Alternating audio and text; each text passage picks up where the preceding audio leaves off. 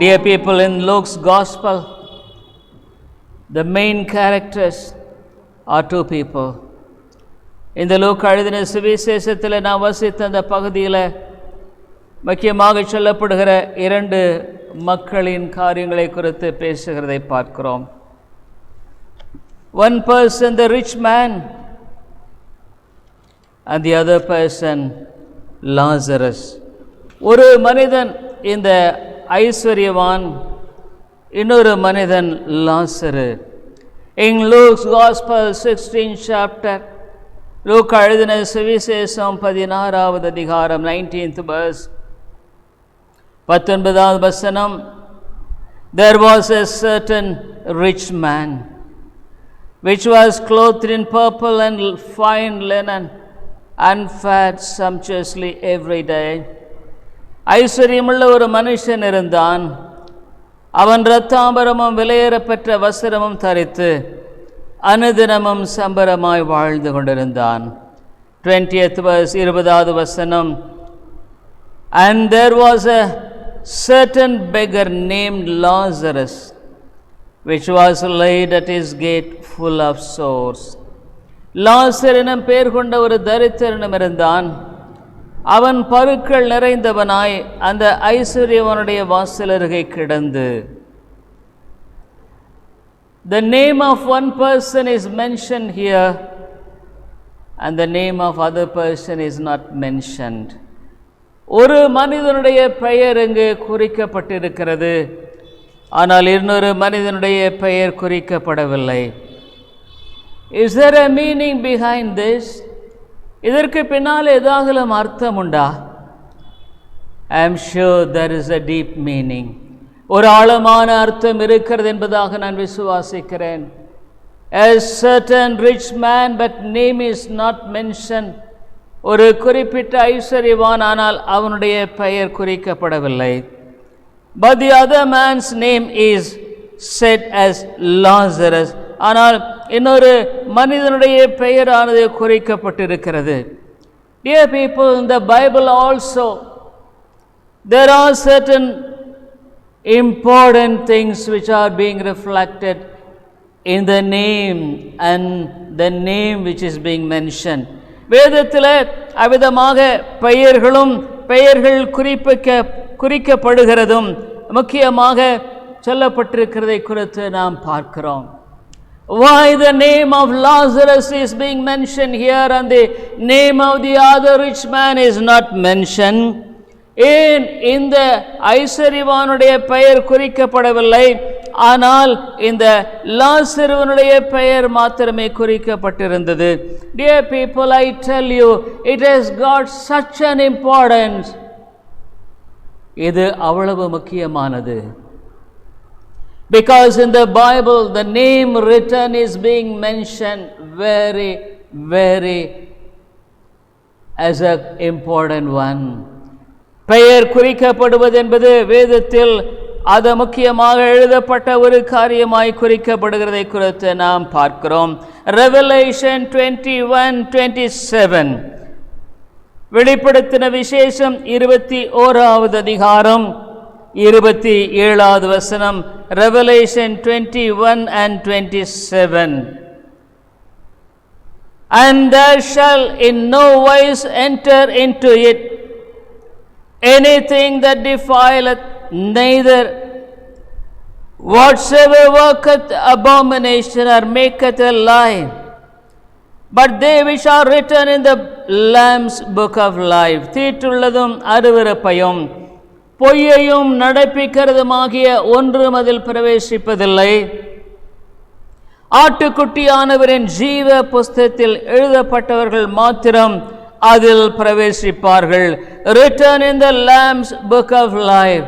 ஆட்டுக்குட்டியானவரின் ஜீவ புஸ்தகத்தில் எழுதப்பட்டவர்கள் மாத்திரமே அதில் பிரவேசிப்பார்கள். Into which? Into heaven, பரலோகத்துக்குள்ளாக. I ask you, can you say that your name is written in the book of life this morning for certain? இந்த காலை வேளையில உன்னுடைய பெயர் ஜீவ புஸ்தகத்தில் எழுதப்பட்டிருக்கிறது என்பதை குறித்த நிச்சயத்தை என்னிடத்தில் சொல்ல முடியுமா? Can you say, because of these things my name is written in the book of life? இவைகளின் நிமித்தமாக என்னுடைய பெயரானது எழுதப்பட்டிருக்கிறது என்பதாக உன்னால சொல்ல முடியுமா? The Bible talks about faith. வேதமானது விசுவாசத்தை குறித்து பேசுகிறது. But the Bible also speaks the works of faith in relation to the faith. இந்த வேதமானது விசுவாசத்தை குறித்து பேசுகிறது. இந்த விசுவாசத்துக்குரிய அந்த விளைவான கிரியையை குறித்து பேசுகிறது. Probably this morning you may say, oh, I am a Christian, so I will go to heaven. ஒருவேளை இந்த காலையில் நான் ஒரு கிறிஸ்தவன், ஆகவே நான் பரலோகத்துக்கு போவேன் என்று சொல்லலாம். Or else you can say, I am converted, so I will go to heaven. அல்லது நான் ரட்சிக்கப்பட்டவன், ஆகவே பரலோகத்துக்கு போகலாம் என்று சொல்லலாம்.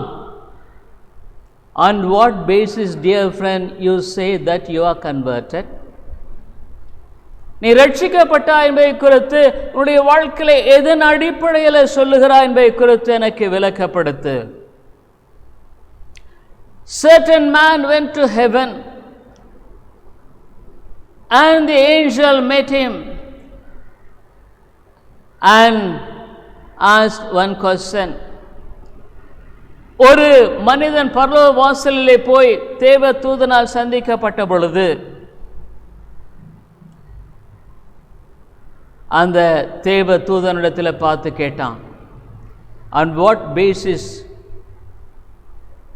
shall I allow you to enter into heaven? எதன் அடிப்படையில் பரலோகத்தில் நீ பிரவேசிக்கும்படியாக நான் அனுமதிக்க வேண்டும் என்று கேட்டான். Dear people, he said, I am a believer. நான் ஒரு விசுவாசி. I lived in this world as a Christian. நான் ஒரு விசுவாசி, ஒரு கிறிஸ்தவனாக இந்த உலகத்தில் வாழ்ந்தேன். So the angel asked, is it all? Can you prove that you are can you prove in what way you were a believer? நீ ஒரு விசுவாசி என்பதை எதன் மூலமாக உன்னுடைய வாழ்க்கையில நீ நிரூபிக்கிறாய் என்று கேட்ட பொழுது he was dumb. அவன் பேச முடியவில்லை. I am afraid this morning many of you, dear friends, you think that because you are a Christian you could enter into heaven. அநேகருடைய வாழ்க்கையில நான் ஒரு கிறிஸ்தவன் என்பதனால பரலோகத்துக்கு போக முடியும் என்று எண்ணிக்கொண்டிருக்கிறாய். Even you say that you are a believer, ஆனாலும் கூட நீ ஒரு விசுவாசி என்று சொல்லுகிறாய். The name Lazarus, because it was written in the book of life, it is written in this place also, I believe.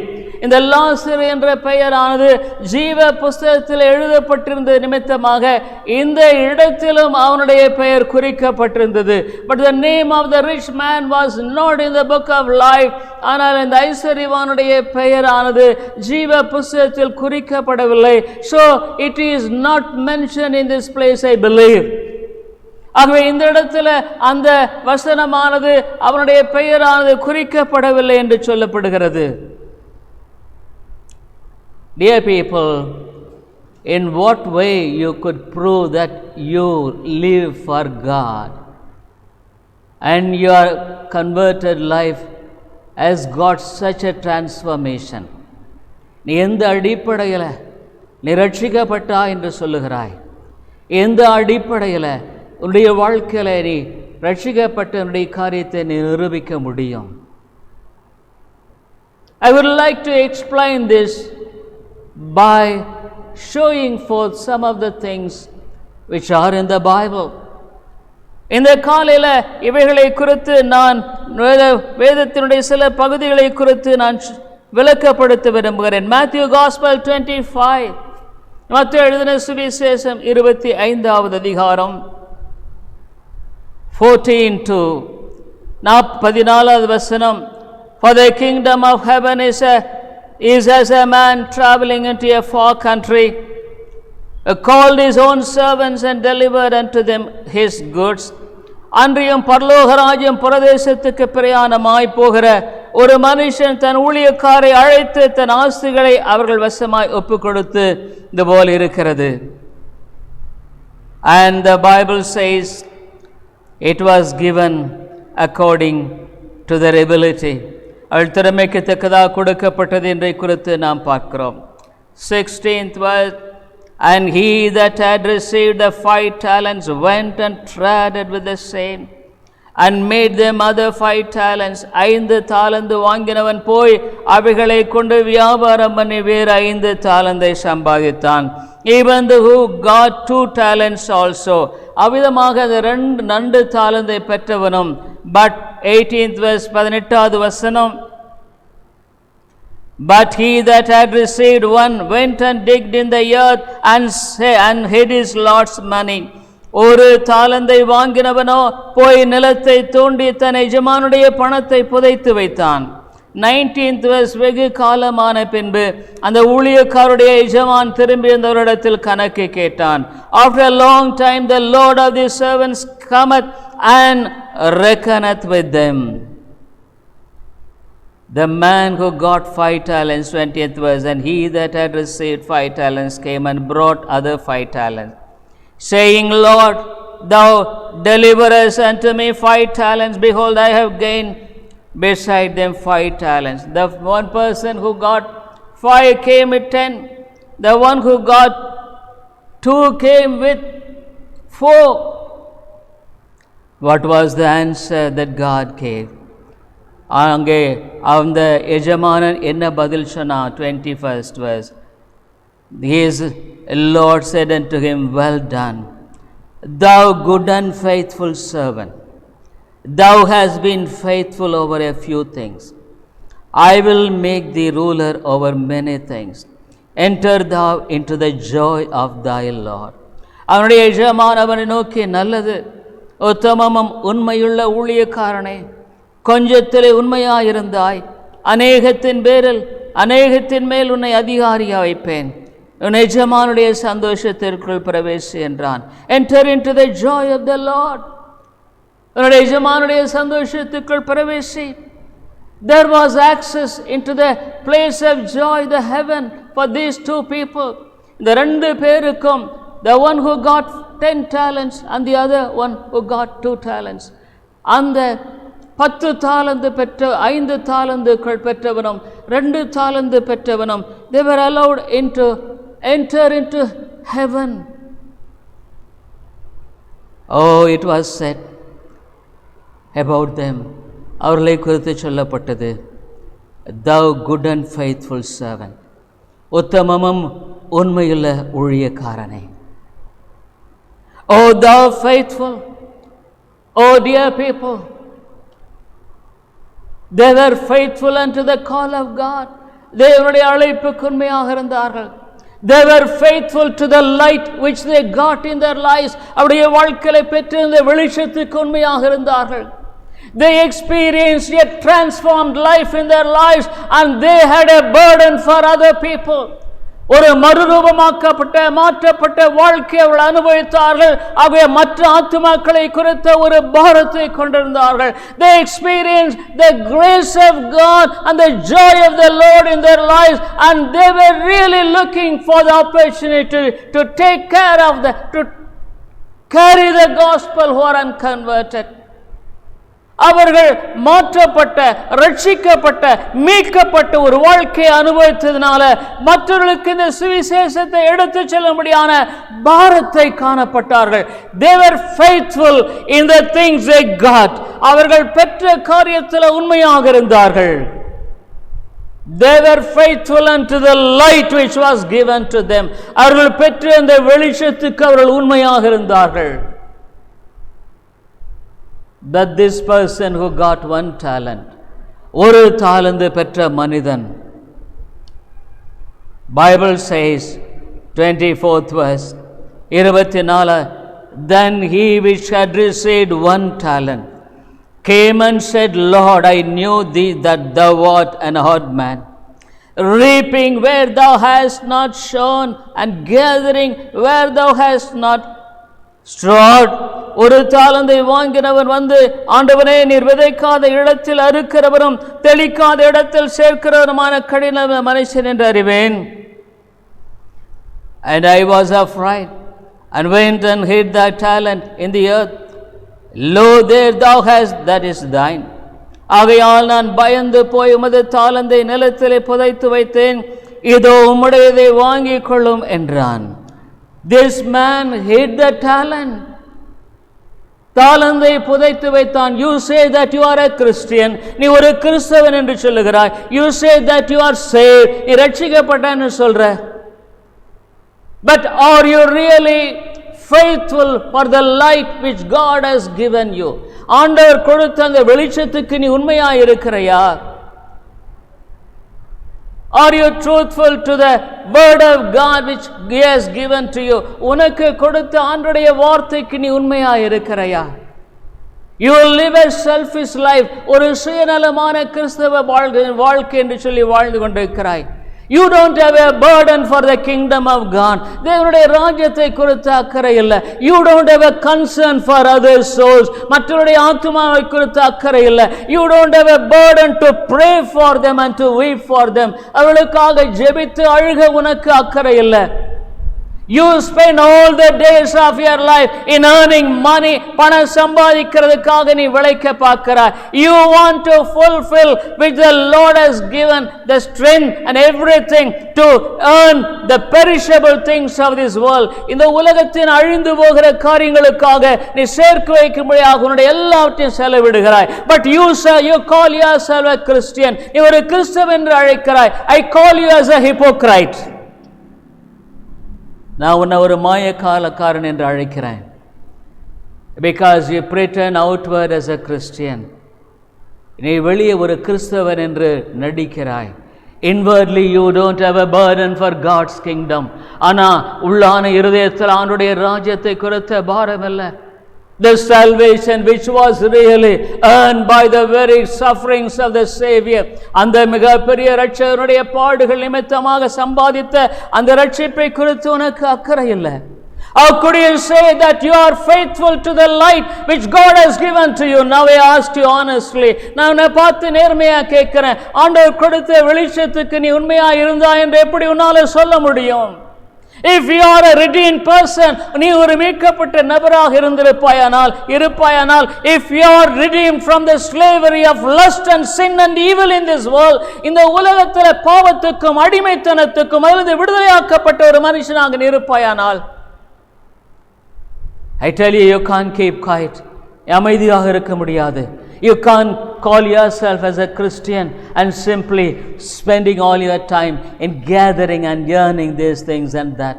இதையும் அதையும் சம்பாதிக்கிறதுல வாழ்ந்து கொண்டிருக்கிற உன்னுடைய வாழ்க்கை வாழ முடியாது.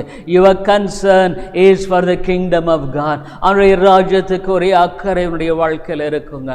Oh, you will have real deliverance when you experience the real deliverance of God in your life. உண்மையான அந்த விடுதலை உன்னுடைய வாழ்க்கையில் நீ அனுபவிப்பாயானால், you will definitely have a burden as how God delivered you from the miry clay. தேவன் உன்னை எந்த அளவுக்கு உளையான சேற்றிலிருந்து தூக்கி எடுத்தாருங்கிறத நீ எண்ணி பார்ப்ப. Oh, this past week God spoke to me through one verse as how He has redeemed me. ஆண்டவர் கடந்த வாரம் முழுவதுமாக ஒரு வசனத்தின் மூலமாக என்னோடு கூட பேசிக் கொண்டிருந்தார். It was Psalm 40. சங்கீதம் 40 ஆண்டவர் என்னோடு கூட பேசினார். Oh dear people, Psalm 40, சங்கீதம் 40, the Bible says how He really lifted me up. எவ்வளவாக என்னுடைய வாழ்க்கையில அவர் தாமே உயர்த்தினார் என்பதை குறித்து பேசினார். Oh, how much of God's love is being poured in my life. என்னுடைய வாழ்க்கையில் ஆண்டவருடைய அன்பு எவ்வளவாக என்னை தாமே அவிதமாக தூக்கி எடுத்து நிறுத்தினது. Psalm 40, 2nd verse, சங்கீதம் 40, 2வது வசனம். He brought me up also out of an horrible pit, out of the miry clay, and set my feet upon a rock, and established my goings. பயங்கரமான குழியிலும் உளையான சேற்றில் என்னை தூக்கி எடுத்து என் கால்களை கண்மலை மேல் நிறுத்தி என் அடிகளை உறுதிப்படுத்தி, oh when I think of my life past, என்னுடைய கடந்த கால வாழ்க்கையை நான் பார்க்கும் பொழுது, Lord, how true it is. It's a miry clay, உளையான சேற்று, a horrible pit, Bible says, பயங்கரமான குழியிலிருந்து. If at all God would not have saved me from such a situation, அது மாதிரி நிலையிலிருந்து தேவன் என்னை ரட்சிக்காதிருந்திருப்பாரானால், I don't know what life will be today, or else I would have been died even. அன்றைக்கு என்னுடைய வாழ்க்கை எப்படி இருக்குமா தெரியாது, அல்லது மரித்து போயிருப்பேன். You live for this world. இந்த உலகத்துக்காகத்தான் நீ வாழ்ற. You live for money. You live for your belly. உன்னுடைய வயிற்றுக்காக நீ வாழ்ந்து கொண்டிருக்கிறாய். But you pretend to be a Christian. ஒரு கிறிஸ்தவன் என்று நீ வேஷமிடுகிறாய். I honestly tell you, dear friend, with your burden, I tell you, if you are really saved, you will have the burden for soul. நான் நேர்மையா உனக்கு சொல்றேன், நீ உண்மையா ரட்சிக்கப்பட்டிருப்பாய், ஆத்துமாக்களை குறித்த பாரம் உடைய வாழ்க்கையில இருக்கும். You will really have a concern for souls. ஆத்துமாக்களை குறித்த அக்கறை இருக்கும். The man who got 5 talents, 5 தாலந்துகளை பெற்ற இந்த மனிதன், oh, he was laboring because my master will come again. I must really be faithful to the interest which he has given to me. அந்த 5 தாலந்துகளை பெற்ற மனிதன், ஐயோ என் எஜமான் வருவாரு, அவரிடத்தில் வரும்பொழுது நான் கணக்கு கொடுக்க வேண்டுமே. Even the person who got 2 talents, he didn't say, Lord, why did you not give you 5 talents? இந்த 2 தாலந்து பெற்ற மனுஷன், ஆண்டவரே ஏன் எனக்கு 5 தாலந்து கொடுக்கலன்னு கேட்கல. But he got it 2 talents. இந்த 2 தாலந்தை பெற்றவன், he went and labored for the Lord. ஆண்டவருக்காக அவன் உழைத்தான். Because the master will come, ஆனால் எஜமானன் திரும்பமாக வருவார். Oh dear people, you simply don't say that you have faith without works. கிரியை இல்லாத விசுவாசம் என்று பேசாத. Oh, this person who got 1 talent, the ஒரு தாலந்து பெற்ற மனுஷன், he went and hid it. அவன் தாமே புதைத்து போட்டான். Dear people, God has given you so much of light in your life. தேவன் இவ்வளவு வெளிச்சத்தை கொடுத்திருக்கிறார்.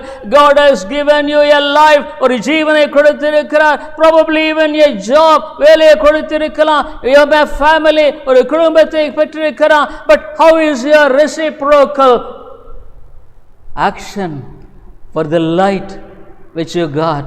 நீ பெற்றிருக்க அந்த வெளிச்சத்துக்கு விதமாக நீ வாழ்ந்து கொண்டிருக்கிறாய். Do you have a prayer life to pray for the souls? அழிந்து போற ஆத்துமக்களுக்காக ஜெபிக்கிற ஒரு ஜெப வாழ்க்கை உன்னிடத்தில் உண்டா? How much of your time is being spent?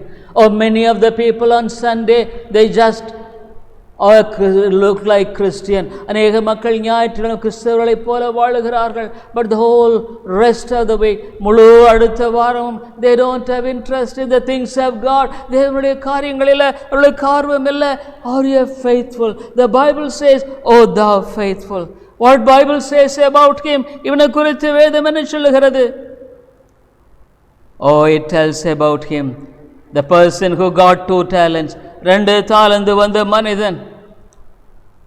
26th verse, Luke's Gospel 16:26. Luca 16:26.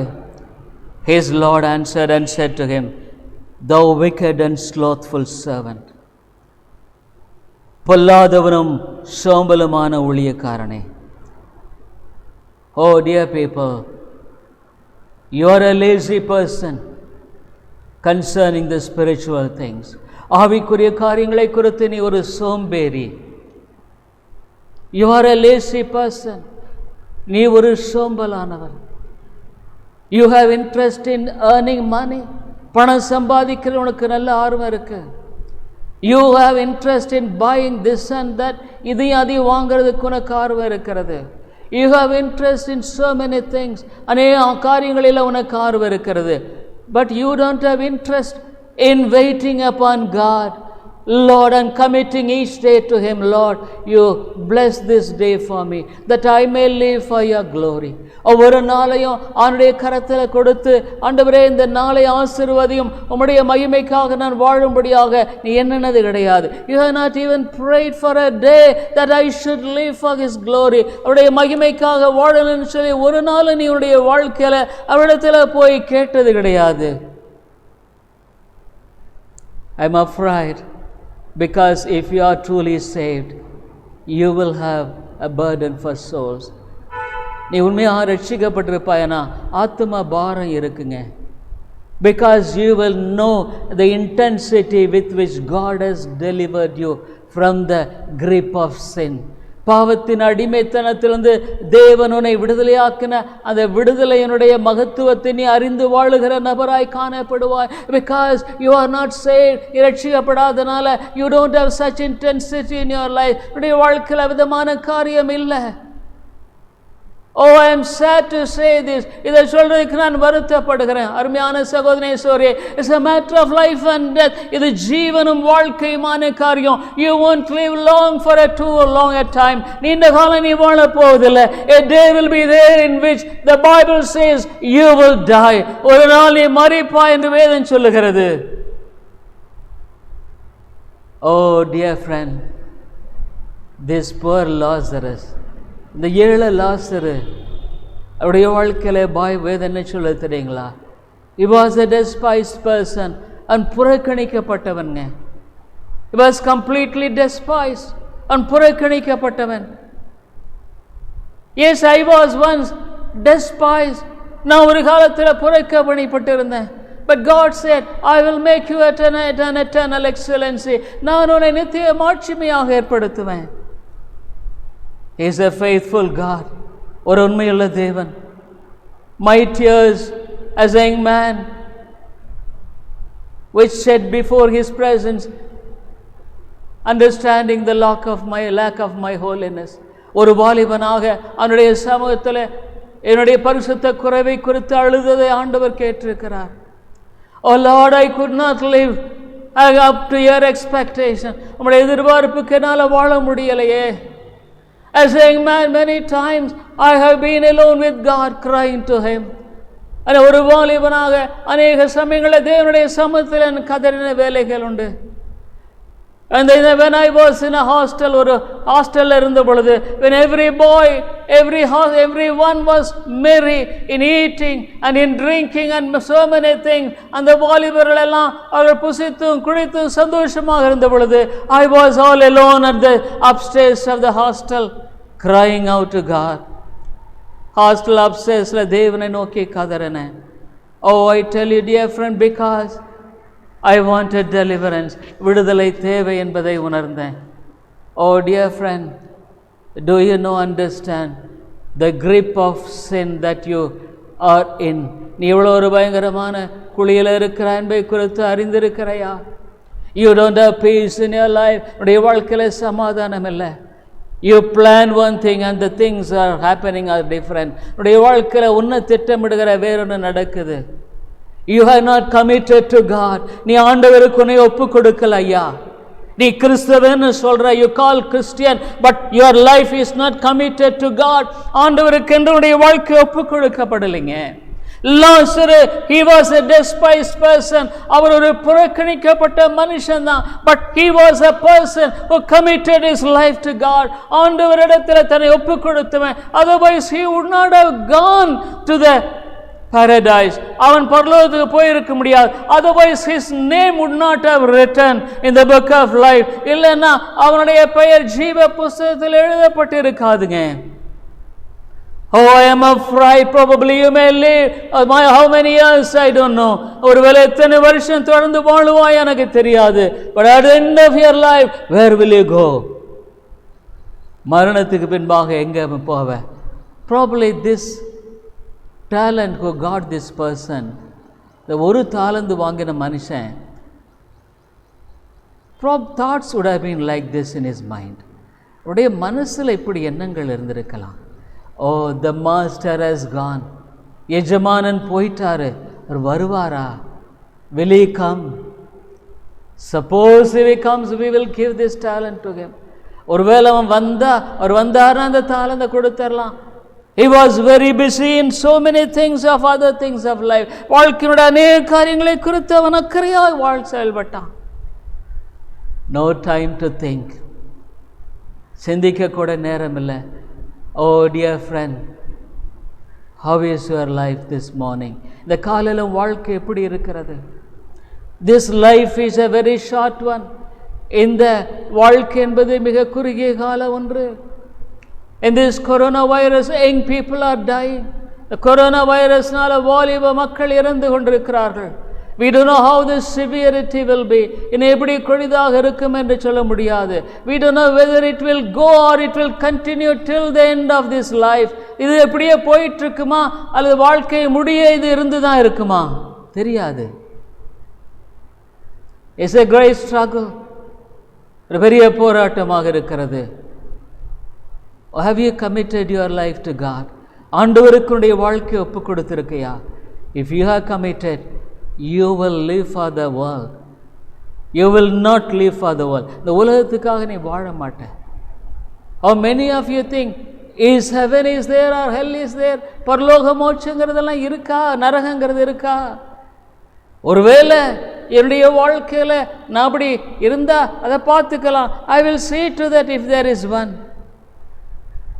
Or you are in the lap of the devil, I tell you dear friend. பிசாசின் மடியில் இருக்கிற. You are sleeping. பிசாசு தாளாட்டிட்டு இருக்கிறான். He is cradling you. You are a deep sleep spiritually. ஆவிக்குரிய பிரகாரமாக ஆழமாக நீ உறங்கிக் கொண்டிருக்கிறாய். Your heart has not cried, Lord, I want to live for thee. உமக்காக நான் வாழுகிறேன் நினைக்கல. Oh dear people, I said he hid that money. அந்த பணத்தை அவன் புதைச்சிட்டாங்க. Are you a person who hid that money? அந்த பணத்தை புதைச்சிருக்கிறையா? Yes, the life which you live appears very clearly that you are representing the person who got one talent. இந்த ஒரு தாளந்தம் பற்ற அந்த மனுஷனைத்தான வாழ்க்கையை சித்தரித்து காண்பிக்கிறது. God had said, go into all the world and preach the gospel. உலகமெங்கும் சுவிசேஷத்தை பிரசங்கியுங்கள். According to that, what is your mission? அதுபடி நீ என்ன வாழ்க்கையில் செய்துட்டு இருக்கிறீங்க? என்ன செய்துட்டு இருக்கிற ஊழிய ஆண்டவருடைய ராஜ்யத்துக்கு நீ என்ன செய்யற? What are you doing for God's kingdom? Oh, the Lord was upset. தேவன் சொன்னார், oh dear people, what was his fate? அவனுடைய முடிவு என்ன? 26th verse, his Lord answered and said to him, thou wicked and slothful servant. பொல்லாத சோம்பலான. Oh dear people, you are a wicked man. You are a wicked man. நீ ஒரு பொல்லாதவன். வெளியே கிறிஸ்தவனை போல நீ நடிக்கிற. You pretend to be as a Christian, but you are a wicked man in the sight of God. தேவனுடைய பார்வையில் நீ ஒரு பொல்லாதவன். You are a wicked lady. நீ ஒரு பொல்லாத ஸ்திரீ. I don't say of my own. நானே சொல்லல, வேதம் சொல்லுகிறது. Oh, Bible says cast him. அவனை அவிதமாக கொண்டு போய் இவ்விதமாக இந்த இடத்துல எங்கே அவனுக்கு சொல்லும்படியான காரியத்தை Bible says 30th verse, and cast ye the unprofitable servant. பிரயோஜனமற்ற ஊழியக்காரன். உன்னை போல இருந்தா இந்த ஊழியம் வளராதையா? If other Christians are like you, the ministry will not spread. You are an abomination in your church. உன்னுடைய சபையில் நீ ஒரு அருவருப்பான நபர். You are a stumbling block in your church. உன்னுடைய சபையில் நீ ஒரு இடரலான மனிதன். You don't have a concern of taking part in the ministry when the servant of God is laboring fervently. ஊழியக்காரன் ஊக்கத்தோடு இடைவிடாமல் ஜெபிக்கிறதுல உனக்கு பங்கு இல்லை. You don't have a fervor in praying when the minister is taking part is the labor in the vineyard, in the front battle. ஊழியக்காரன் புத்தத்தின் முன்னணியில் இருக்கும் பொழுது உனக்கு அதை பற்றி அக்கறை இல்லை. Probably some of you think, oh, lockdown is better. Lockdown பரவாயில்லைன்னு நினைக்கிற நீயே. You wicked fellow, பொல்லாதவனே, உன்னை பற்றி ஆண்டவர் சொல்றதுக்கு முன்னால வேதம் சொல்லுகிறத உனக்கு சொல்றேன். repent, மனம் திரும்பு. Don't think that you will automatically go to heaven. நீ அங்க ஆனா பரலோகத்துக்கு போவ நினைக்காத. What the Bible says in Luke's Gospel 16th chapter, லூக்கா எழுதின சுவிசேஷம் 16வது அதிகாரத்தில் வேதம் என்ன சொல்லுகிறது? Oh, about Lazarus, லாசரை பற்றி என்ன சொல்லுகிறது? 22nd verse, 22வது வசனத்தில் இதை குறித்து சொல்லும் பொழுது, இந்த லாசரு அவனை அங்கு அவிதமாக அங்கே பின்பு அந்த தரித்திரன் மரித்து தேவ தூதரால், oh, the Bible says தேவ தூதரால், by the angels were waiting for Lazarus. Yes, he was in dust, குப்பையில் இருந்தான். He was eating the crumbs, எச்சல தாங்க சாப்பிட்டுட்டு இருந்தான். The dogs were around him, அந்த நாய்கள் அவனை சுற்றிலே. It was not in the front gate, அவன் அந்த முன்னால கேட்டில் அல்ல. He would not have been allowed in the front gate. அந்த முன்னால கேட்டில் அவன் அனுமதிக்கப்பட்டிருக்க மாட்டான். Probably the rich man would have decorated the front gate so beautifully. அந்த முன்னால கேட் அந்த ஐஸ்வர்யவான் அழகாக அலங்கரித்திருப்பான். It was in the backyard, புறணி பின்னால. Oh dear people, after the rich man ate everything, அந்த ஐஸ்வர்யன் சாப்பிட்ட பின்னால, probably the crumbs were thrown down in the dustbin. அந்த குப்பை தொட்டியில் போட்டு அந்த குப்பையில் இருந்த அந்த துணிக்கைகள். Yes, Lazarus was going there and eating. லாசர் அதை எடுத்து சாப்பிட்டாங்க. The dogs were competing with him. அங்கே நாய்கள் அவனோடு கூட சாப்பிட்டது. They were licking his wounds. அவனுடைய காயங்களை நக்கிற்று. But Bible says when he was dead, and மரித்த பொழுது, the angels were flying to take him back safely. அவன் மரித்த பொழுது வேதம் சொல்லுகிறது, தேவ தூதர்களால அவன் தாமே அவிதமாக அழைத்த, can angel come and take your soul when you die? Oh dear friend, நீ மரிக்கும் பொழுது தேவ தூதன் வந்து உன்னுடைய ஆத்துமாவை அழைத்து செல்லுவானா? Will there be an expectation of taking you to heaven? The Bible says, அங்கே 16வது அதிகாரத்தில் வேதத்தில் விதமாய் சொல்லப்படுகிறதை வாசிக்கிறோம். Luke's Gospel 16th chapter. Oh, 22nd verse, 22வது வசனத்தில், and it came to pass that the beggar died and was carried by the angels. The angels were taking him. Oh dear friend, what a great honor it was. என்ன ஒரு மகிமையான காரியம். Can you say that angels will come for me because I live for God? தேவனுக்காக வாழ்ந்தேன்னு உன்னால சொல்ல முடியுமா? உன் இருதயத்தை தொட்டு சொல்லையா. Touch your heart and say, I lived for God. நான் ஆண்டவருக்காக வாழ்ந்தேன். Like the people who got 5 talents and 2 talents, 5 தாலந்துகளை 2 தாலந்தை பெற்ற மக்களை போல, I labored for that. ஆண்டவருக்காக நான் உழைத்தேன். Oh, just saying that you are a believer will never take you to heaven, my dear friend. நீ விசுவாசின்னு சொல்றது உன்னை பரலோகத்துக்கு அழைத்து செல்லப்படாது. Not just a Sunday way of living, ஏதோ ஞாயிற்றுக்கிழமை வாழுகிற வாழ்க்கையில கொண்டிருக்கிற காரியம் இல்லையா? You will have a living relationship with God. ஜீவனுள்ள தேவனோடு கூட தொடர்பு கொண்ட ஒரு வாழ்க்கை உனக்கு இருக்குங்க. You will have the heart of the master. எஜமானுடைய இருதயம் உனக்குள்ள இருக்கும். The master went alone and cried with tears. அந்த எஜமானன் அங்கே போய் தனியாய் கண்ணீரோடு அவரை ஜெபித்தார். When he saw Jerusalem, எருசலேமை பார்த்த பொழுது, he said, Oh Jerusalem, Jerusalem, எருசலேமே எருசலேமே, at least if you would have known, இப்போது எனக்கு தெரிந்திருக்குமானா, கோழி தன் குஞ்சுகளை சேர்க்கிறவனோ கூட்டி சேர்க்க இவ்வளோ மனதாக இருந்தேன். I was like the another the chicken, how I wanted to do, but you were not willing. ஆனால் உனக்கு விருப்பம் இல்லை. அருமையான சோனேஸ்வரே, உங்களில் அநேகரை பார்த்து ஆண்டவராக இயேசு இன்னைக்கு அப்படித்தான் கண்ணீர் விட வேண்டியதாக இருக்கிறது. I tell you, Jesus has to shed tears. You don't have a burden for souls. ஆத்தும பாரம் இல்லை. You don't have part in the ministry. ஊழியத்தில் பங்கு இல்லை. உன்னுடைய வாழ்க்கையில் நீ அவிதமாக இல்லை, நேர்மையாக இல்லை. You are not a straight for உண்மையானவன் இல்லை, உண்மையானவன் இல்லை ஐயா.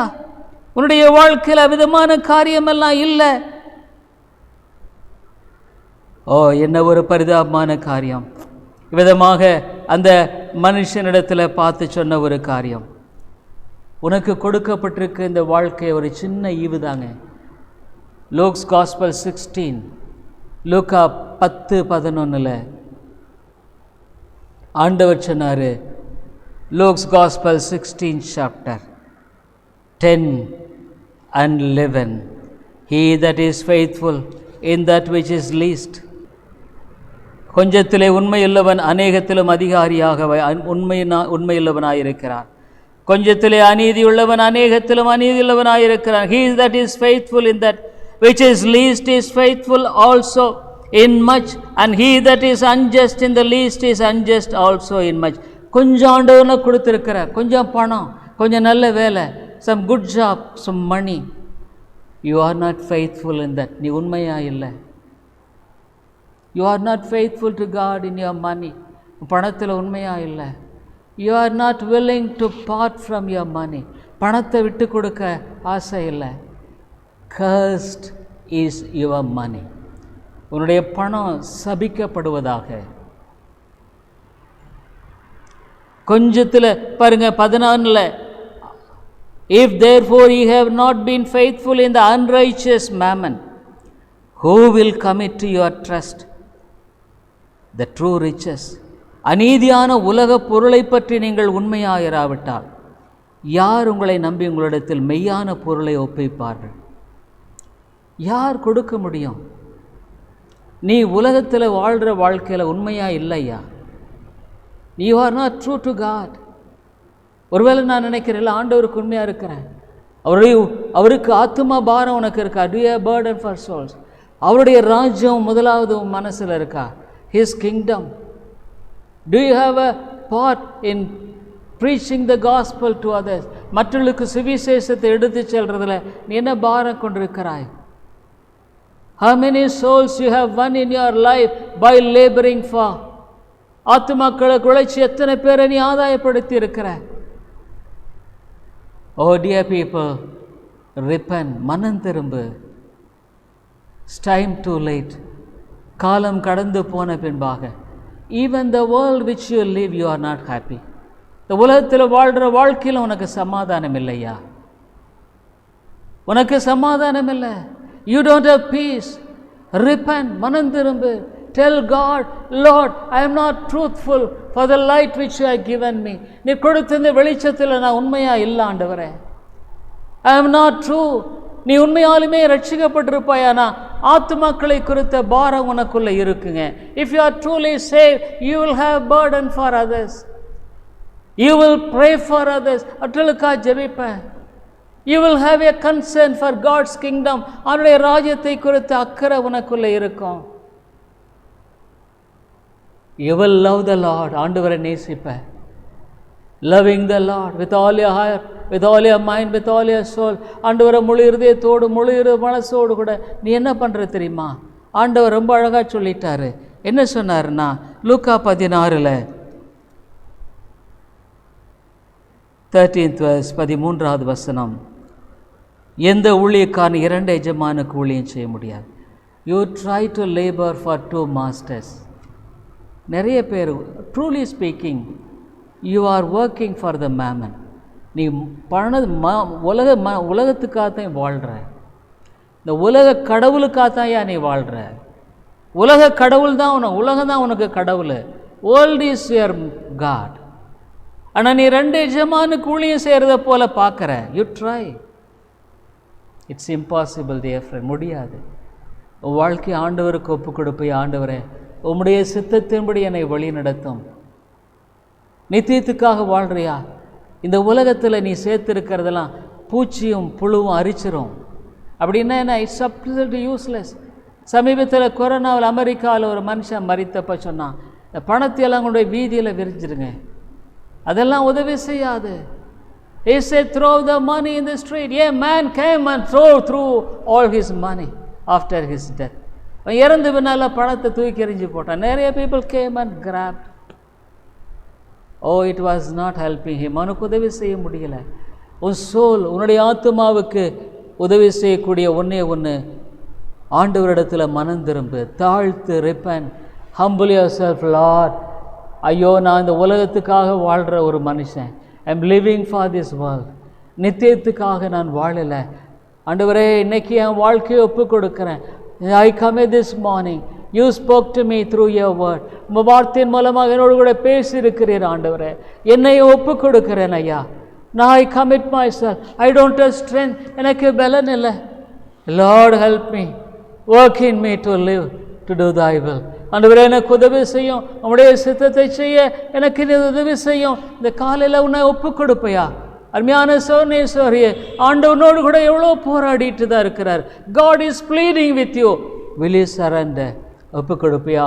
அல்லது உன்னுடைய வாழ்க்கையில் ஏமாற்றப்பட்ட நிலையிலேயே நீ ஒரு விசுவாசி, நீ ஒரு ஆண்டவருடைய பிள்ளைன்னு சொல்லிட்டு வாழ்ந்து மரித்து நரகத்துக்கு போயிடுவியா? ஒரு தாலந்து உன்னுடைய வாழ்க்கையில் உன்னை மோட்சத்துக்கு அழைத்து செல்லாதப்பா. One talent will never take you to heaven. This morning will you surrender to God? அந்த இடத்துல ஆண்டவரே, என்னை மன்னியும். இன்னையிலிருந்து நான் உமக்காய் வாழ எனக்கு பலன் தாரும். Give me strength that I should live for thee. Let's pray. ஜெபிப்போம். Dear Lord, speak to this dear people.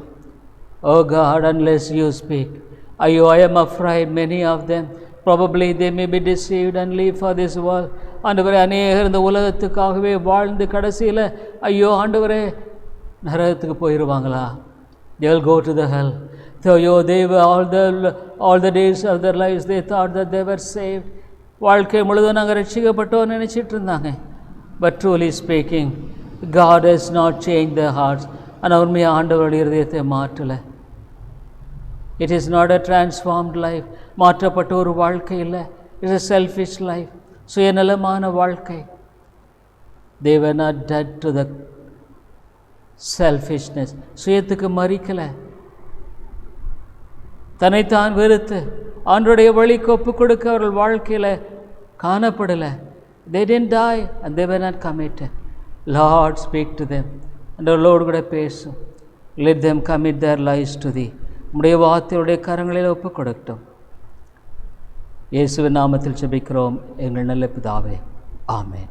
I hope the Lord is blessing you through this preaching of God's word, and we are glad to inform you that you could contact me over my mobile phone and WhatsApp number 9842767184 and my email ID davidilongo100@gmail.com davidilongo100@gmail.com. Thank you very much. கிறிஸ்துவுக்குள் அன்பானவர்களே, நீங்கள் தொடர்ந்து இந்த தேவ செய்திகள் மூலமாக ஆசீர்வதிக்கப்பட்டு வருகிறீர்கள் என்று நாங்கள் நம்புகிறோம். எங்களுடைய ஞாயிறு ஆராதனை காலை 10:30 மணிக்கு இந்திய நேரப்படி, மாலை 6:30, ஒவ்வொரு புதன்கிழமை மாலை 6:30 மணிக்கு வேத ஆராய்ச்சி கூட்டம் உண்டு. இந்த கூட்டங்களில் நீங்கள் ஆன்லைனில் கலந்து கொள்ள உங்களை அன்போடு கூட அழைக்கிறோம். மேலும் உங்களுடைய ஆவிக்குரிய பாரங்களை நீங்கள் தயவுசெய்து எங்களோடு கூட பகிர்ந்து கொள்ளலாம். இன்னுமாக உங்களுக்கு ஆவிக்குரிய ஆலோசனை அல்லது இந்த சத்தியத்தை குறித்த தெளிவோ அல்லது விளக்கமோ தேவையானாலும் கூட என்னோடு கூட நீங்கள் தொடர்பு கொள்ளலாம். என்னுடைய வாட்ஸ்அப் எண், இன்னுமாக மொபைல் எண் 9842767184 9842767184. இன்னுமாக நீங்கள் இமெயிலில் தொடர்பு கொள்ள வேண்டுமானால் என்னுடைய email ID davidilongo100@gmail.com davidilongo100 ELANGO100 @gmail.com. நன்றி.